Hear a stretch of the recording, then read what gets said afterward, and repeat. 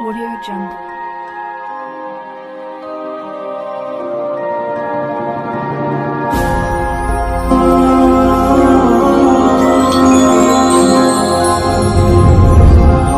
السلام عليكم ورحمة الله وبركاته. نحمده ونصلي ونسلم على رسوله الكريم. أما بعد، فقد قال الله سبحانه وتعالى في القرآن المجيد والفرقان الحميد بعد أعوذ بالله من الشيطان الرجيم. بسم الله الرحمن الرحيم. إن الله وملائكته يصلون على النبي يا أيها الذين آمنوا صلوا عليه وسلموا تسليما. اللهم صل على سيدنا محمد وعلى آل سيدنا محمد وبارك وسلم. وقال أيضا في مكان آخر: ولا تقولوا لمن يقتل في سبيل الله أموات بل أحياء ولكن لا تشعرون. ولنبلونكم بشيء من الخوف والجوع ونقص من الأموال والأنفس والثمرات وبشر الصابرين. صدق الله العلي العليم. وقال رسول الله صلى الله عليه وسلم: حسين مني وأنا من حسين أحب الله من أحب حسينا. ஏகவல்லவனாகிய அல்லாஹ்வை புகழ்ந்தவனாகவும் நாயகம் ஸல்லல்லாஹு அலைஹி வஸல்லம் அவர்களின் மீது ஸலாத்தையும் ஸலாமையும் சொல்லியவனாக எனது உரையை ஆரம்பம் செய்கிறேன். அல்லாஹ்வின் நல்லடியார்களே, அல்லாஹ் ஜல்ல ஷானஹு தஆலா சிறப்புக்குரிய ஒரு மாதத்தில் சிறப்புக்குரிய ஒரு தினத்தை கடந்து அதனுடைய இபாதத்துக்களையும் புரிந்ததற்கு பிறகு இந்த வெள்ளிக்கிழமையை அடையக்கூடிய பாக்கியத்தை அல்லாஹ் நம் அனைவருக்கும் தந்திருக்கிறான். இந்த மாதம் இருக்கிறதே ஆஷுரா என்கிற ஒரு சிறந்த நோன்பை தாங்கி இருக்கக்கூடிய மாதம். ஆஷுரா என்கிற தினத்தில் ஏராளமான நன்மைகளும் நமக்கு நினைவுக்கு வந்தாலும் இந்த மாதம் நினைவுபடுத்துகிற ஒரு மிகப்பெரிய ஒரு கருவூலமாக இருப்பவர்கள் ஹஜ்ரத் ஹுசைன் ரலியல்லாஹு அன்ஹு அவர்கள். நாயகம் ஸல்லல்லாஹு அலைஹி வஸல்லம் அவர்களினுடைய பேர குழந்தைகளில் ஹுசைன் ரலியல்லாஹு அன்ஹு அவர்களும் ஒருவராக இருந்தார்கள். ஏன்னா பெருமானார் ஸல்லல்லாஹு அலைஹி வஸல்லம் அவங்களுக்கு மொத்தம் 2 பேர குழந்தைகள். அந்த 2 பேர குழந்தைகளையுமே பெருமானார் ஸல்லல்லாஹு அலைஹி வஸல்லம் அவர்கள் அதிகமாக நேசித்திருக்கிறார்கள்.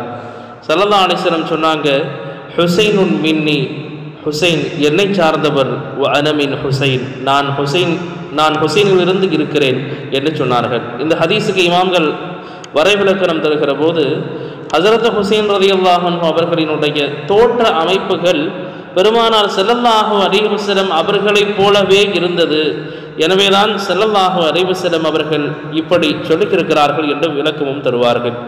ஹஜ்ரத் ஹுசைன் ரலியல்லாஹு அன்ஹு ஹிஜ்ரி 4வது ஆண்டில் ஷாபான் பிறை 3 பிறக்கிறார்கள். ஹஜ்ரத் அலி, ஹஜ்ரத் ஃபாத்திமா ரலியல்லாஹு அன்ஹா அவர்கள் இருவருக்கும் பிறக்கிறார்கள். ஹுசைன் ரலியல்லாஹு அன்ஹு பிறந்தவுடன் அலி ரலியல்லாஹு அன்ஹு அவர்கள் தன்னுடைய மகன் ஹுசைன் அவர்களுக்கு ஹர்பு என்று பெயர் வைக்கிறார்கள். ஹர்பு என்று சொன்னால் போர் அப்படின்னு அர்த்தம்.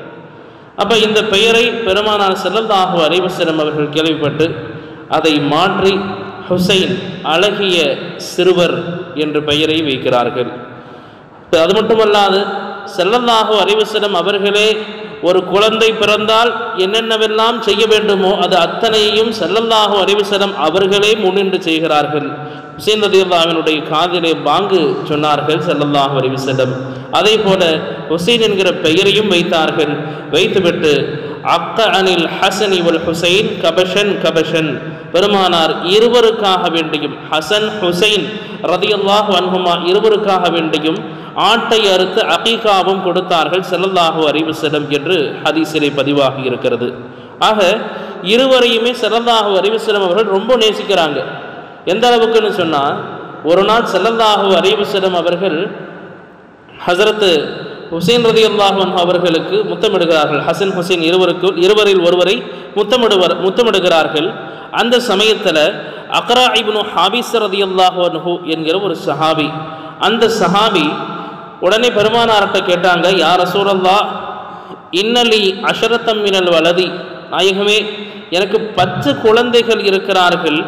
ஆனால் மா கப்பல்து இன்சானன் மின்ஹும் கத்து, அந்த 10 பேத்துல யாருக்குமே நான் ஒரு நாள் கூட முத்தமிட்டதில்லை அவர்களை. அப்படின்னு சொன்னாங்க. அப்போ ஸல்லல்லாஹு அலைஹி வஸல்லம் அந்த சஹாபியை பார்த்து சொன்னார்கள், இன்ன மல்லா யர்ஹம் லா யுர்ஹம், யார் படைப்பினங்களில் மற்றவர்களுக்கு இரக்கம் காட்டவில்லையோ அவர் அல்லாஹ்வினால் இரக்கம் காட்டப்பட மாட்டார் என்று சொன்னார்கள்.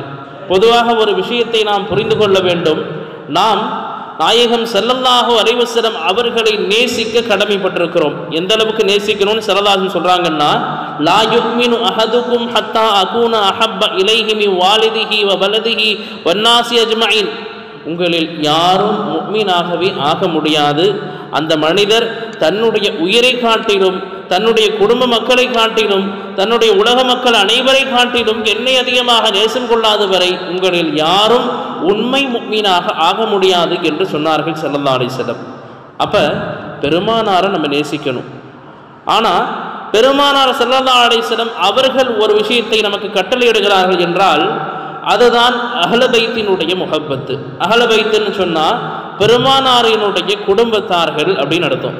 அப்போ அல்லாஹ் சொல்கிறான் குர்ஆனிலே, குல்லா அஸ்அலுக்கும் அலைஹி அஜ்ரா இல்லல் மவத்தத்த ஃபில் குர்பா, நாயகமே அந்த மக்கள்கிட்ட நீங்கள் சொல்லுங்க, லா அஸ்அலுக்கும் அலைஹி அஜ்ரா, இஸ்லாத்தை நான் எத்தி வைப்பதற்காக வேண்டி, மார்க்கத்தை உங்களுக்கு சொல்வதற்காக வேண்டி, இறைவனிடத்திலிருந்து வஹியை உங்களிடத்திலே நான் சொல்வதற்காக வேண்டி எந்த விதமான கூலியையும் நான் உங்களிடத்தில் மக்களே எதிர்பார்க்கவில்லை.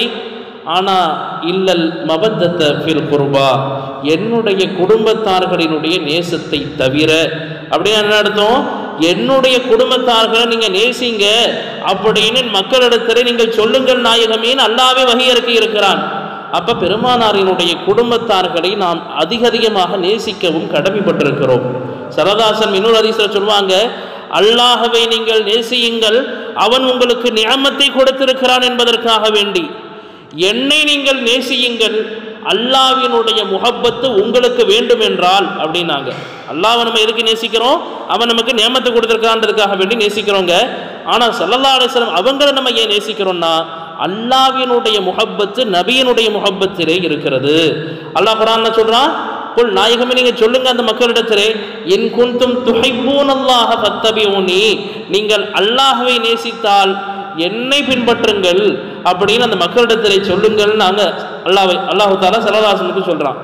அப்ப அதை சொல்லிவிட்டு ஸல்லல்லாஹு அலைஹி வஸல்லம் சொன்னாங்க, என்னுடைய குடும்பத்தார்களை எனக்காக நேசியுங்கள் அப்படின்னாங்க ஸல்லல்லாஹு அலைஹி வஸல்லம். இதற்கு ஒரு சிறந்த ஒரு வரலாற்று சம்பவத்தை சொல்லலாம். ஹஜ்ரத் ஜுனைதுல் பகதாதி ரலியல்லாஹு அன்ஹு என்கிற மிகப்பெரிய ஒரு இறைநேசர், அவங்க எப்படி இறைநேசராக ஆனார்கள் என்பதை குறித்து ஒரு சம்பவத்தை சொல்வார்கள். ஜுனைதுல் பகதாதி அவர்கள் இறைநேசராக ஆகுவதற்கு முன்னால் பகதாது நகரிலே ஒரு மிகப்பெரிய மல்யுத்த வீரராக இருந்தவர்கள். அவங்களுக்கு முன்னாடி யாருமே நிற்க முடியாது, அவ்வளவு பெரிய வீரராக திகழ்ந்தவர்கள் ஜுனைது ரலியல்லாஹு அன்ஹு அவர்கள். அப்ப என்ன நடக்குதுன்னா, அரசருடைய வளமை எப்பயுமே தன்னுடைய அரசவையில் இருக்கக்கூடிய இந்த மல்யுத்த வீரரை கூப்பிட்டு எல்லோருக்கும் முன்னாடி சண்டை போட சொல்வார். அந்த குஸ்தி சண்டைன்னு சொல்லுவாங்க அந்த காலத்தில். அப்போ அந்த சண்டையிலே இவர் தான் கை தேர்ந்தவர். அப்போ ஒரு நாள் இதே போல அரசர் ஜுனைத் அவர்களை வைத்திருக்கிறார், தன்னுடைய மல்யுத்த வீரரை. அவரை எதிர்த்து யாராவது போரிடுவதற்கு இருக்கிறீர்களா, அவரை எதிர்த்து யாராவது சண்டை போட முடியுமான்னு சொல்லி அரசரும் அறிவிக்கிறார். அறிவித்தால் ஒரு ஒல்லியான நபர், காத்தடித்தால் பறந்து விடுவார் என்று சொல்வோம் இல்லையா, அந்த அளவுக்கு ஒல்லியாக இருக்கக்கூடிய ஒரு நபர், பலகீனமான தோரணையிலே அவர் வருகிறார். ஒரு நபர் நான் இருக்கிறேன்னு கையை தூக்குறார். அப்போ மக்கள் எல்லோரும் சிரிக்கிறார்கள். என்ன விளையாடுறையா, உனக்கு சாவின் மீது ஆசை இருக்கிறதா, செத்து போகணும்னு நினைச்சேன்னா நீ ஜுனைதுக்கு முன்னாடி மோதலாம், ஆனால் ஜுனைது இவ்வளோ பெரிய வீரர் தெரியுமா அப்படின்னு மக்கள் எல்லோரும் அவரை எச்சரிக்கிறாங்க. ஆனால் அவர் அதெல்லாம் காதில் கேட்கல, மாறாக நேரடியாக அந்த களத்திலே இறங்குகிறார். இறங்கியவுடன் சண்டை தொடங்குகிறது. தொடங்குகிற போதே அந்த மல்யுத்த வீரரான ஜுனைத் அவர்களுடைய காதில் போய் ஏதோ ஒரு விஷயத்தை சொல்லிடுறாரு. இவர் இந்த ஒல்லியான நபர் அந்த மல்யுத்த வீரருடைய காதில் ஏதோ ஒன்று சொல்லிட்டு சண்டை போட ஆரம்பிக்கிறார். சண்டை போட ஆரம்பித்தால் ஒரே அடியில் இந்த மல்யுத்த வீரர் கீழே விழுந்துடுறாரு. அரசர் பார்க்கிறார், எல்லா மக்களும் பார்க்கிறார்கள். இந்த மல்யுத்த வீரருக்கு பெரிய ஒரு அவமானம், பெரிய ஒரு அசிங்கம். அப்ப எல்லோரும் அவரை திட்டுகிறார்கள். இதுக்கு முன்னாடி இருந்த எல்லா மரியாதையும் போயிடுச்சு. ஒரே ஒரு சண்டை போடக்கூடிய அந்த வீரரிடத்திலே தோத்து போனதுனால இவருடைய இவ்வளவு காலமாக இவர் சம்பாதித்திருந்த மரியாதைகள், பெயர்கள் எல்லாம் சென்று விட்டது. ஆனா அவர் போய் வீட்டில் படுக்கிறார் அந்த வீரர். அரசருக்கு ஒரு சந்தேகம், ஏன்னா இவ்வளவு பெரிய வீரர் ஒரே அடியில் இந்த எதிரில் இருக்கக்கூடிய ஒரு ஆள், அது ஒல்லியாக இருக்கிறாரு, இவர் அடித்த அடியில் விழுந்துட்டாரே அப்படின்னு அரசர் போய் கேட்குறாரு, ஏன் இப்படி நீங்கள் செஞ்சீங்க? அப்போ அவர் சொன்னார், அந்த மல்யுத்த வீரர், அந்த என்னிடத்தில் சண்டை போட வந்தவர் பெருமானார் ஸல்லல்லாஹு அலைஹி வஸல்லம் அவர்களினுடைய குடும்பத்தை சேர்ந்தவனாக நான் இருக்கிறேன். என்னுடைய குடும்பம் மிக ஏழ்மையான குடும்பம். ஜகாத்து போன்ற பொருட்களை எல்லாம் நாங்கள் வாங்குவதற்கு மார்க்கம் ஹராமாக ஆக்கி இருக்கிறது. பொதுவாகவே ஜகாத்தாக இருந்தாலும் சரி, சதக்காவாக இருந்தாலும் சரி, பெருமானாரினுடைய குடும்பத்தார்கள் வாங்கக்கூடாது என்று அல்லாஹ் தடை செய்திருக்கிறான். அதனால் என்னுடைய மகள்களுக்கு திருமணம் செய்ய வேண்டும். இந்த போட்டியில் நான் ஜெயித்து விட்டால் அரச வேலை எனக்கு கிடைக்கும், பணங்கள் கிடைக்கும், அதை கொண்டு என்னுடைய மகளுக்கு நான் திருமணம் முடித்து வைப்பேன். பெருமானாருக்காக நான் இதை உங்களிடத்தில் கேட்கிறேன்னு என்னுடைய காதலை சொன்னார். அதனால் நான் ஸல்லல்லாஹு அலைஹி வஸல்லம் குடும்பத்தினர் என்பதற்காக வேண்டி என்னுடைய தோல்வியை நான் ஏற்றுக்கொண்டேன் அப்படின்னு சொன்னாங்க. சொல்லிட்டு அன்னைக்கு நைட்டு போய் அவர் படுக்கிறார். அந்த மல்யுத்த வீரர் கனவிலே ஸல்லல்லாஹு அலைஹி வஸல்லம் அவர்கள் வந்தார்கள். வந்து சொன்னாங்க, எனக்காக வேண்டியும் என்னுடைய குடும்பத்தார்களுக்காக வேண்டியும் நீங்கள் உங்களுடைய பெயரை தியாகம் செய்திருக்கிறீர்கள். அதனால இன்று முதல் நீங்கள் இறைநேசர்களினுடைய பட்டியலில் சேர்க்கப்படுவீர்கள் அப்படின்னாங்க ஸல்லல்லாஹு அலைஹி வஸல்லம். எந்த அளவுக்கு அவர்கள் இறைநேசராக மாறி போனார்கள் என்பதற்கு ஒரு வரலாற்றை சொல்லலாம். ஊரில் நல்லவர்கள் இருந்தால் அவர்களுடைய பெயரை கெடுப்பதற்கு என்று சில கெட்டவர்களும் இருக்க செய்வார்கள். இது அல்லாஹ்வினுடைய நியதி. அந்த அடிப்படையில் ஜுனைதர் ரலியல்லாஹு அன்ஹு தன்னுடைய வணக்கஸ்தலத்திலே உட்கார்ந்து எப்பொழுதுமே திக்ர் செய்து கொண்டே இருப்பார்களாம். அப்போ ஒரு நாள் அவங்கள பிடிக்காதவங்க என்ன செய்கிறாங்க, எப்படியாவது இவருக்கு கெட்ட பேர் வர வச்சிடணும்னு சொல்லிட்டு ஒரு பெண்ணை காசு கொடுத்து வரவழைத்து அந்த பெண்ணை இவருக்கு முன்னாலே போய் அவள் அலங்கோலமான நிலையிலே நின்று இவரை வழிகெடுத்து விடுன்னு சொல்லி காசு கொடுத்து அனுப்பி வைக்கிறாங்க. அதே போல அந்த பெண்ணும் இவருக்கு முன்னால் போய் நிற்க, இறை தியானத்திலே மூழ்கி கடந்த ஜுனைதர் ரலியல்லாஹு அன்ஹு அவர்கள் தன்னுடைய கண்களை மட்டும் திறக்கிறார்கள்.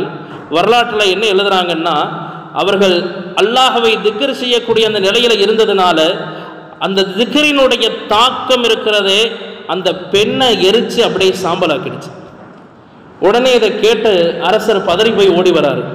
தெரியாமல் செய்து விட்டேன், எங்களை மன்னிச்சிருங்க, நாங்கள் தெரியாமல் செஞ்சிட்டோம் உங்களுடைய பேரை கெடுக்கிறதுக்காக வேண்டி.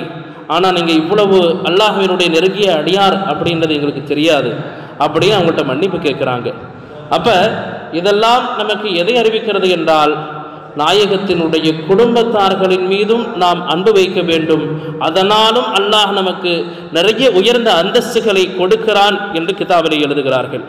ஹஸரத் ஹுசைன் ரலியல்லாஹு அன்ஹு அவர்கள் பெருமானாருடைய குடும்பத்தார்கள். அது மட்டுமல்லாது இமாம் ஷாஃபி ரலியல்லாஹு அன்ஹு மிகப்பெரிய 4 மதுஹபினுடைய இமாம்களில் ஒருத்தங்க. அவர்களும் ஸல்லல்லாஹு அலைஹி வஸல்லம் அவர்களுடைய குடும்பத்தார்களில் ஒருவர். அப்போ அவங்க சொன்னாங்க, யா ஆல பைத்தி ரசூலில்லாஹி ஹுப்புக்கும் ஃபர்தும் மினல்லாஹி ஃபில் குர்ஆனி, ஓ அல்லாஹ்வினுடைய தூதரின் குடும்பத்தார்களே, உங்கள் மீது ஸலவாத்து ஓதுவதை அல்லாஹ் கடமையாக ஆக்கிவிட்டான் தொழுகையில். அது மட்டுமல்லாது உங்கள் மீது நேசம் கொள்வதை அல்லாஹ் ஃபர்தாக ஆக்கியிருக்கிறான் குர்ஆனின் மூலமாக. யக்ஃபீக்கும் மின் அதீமில் ஃபக்ரி அன்னக்கும் மல்லம் யுஸல்லி அலைக்கும் லா ஸலாத்த லஹு. உங்களுக்கு பெருமை என்ன தெரியுமா, பெருமானாருடைய குடும்பத்தார்களே, உங்கள் மீது நாம் ஸலவாத்து ஓதவில்லை என்று சொன்னால் எங்களுடைய தொழுகை ஏற்றுக்கொள்ளப்படாது அப்படின்னாங்க இமாம் ஷாஃபி ரலியல்லாஹு அன்ஹு அவர்கள்.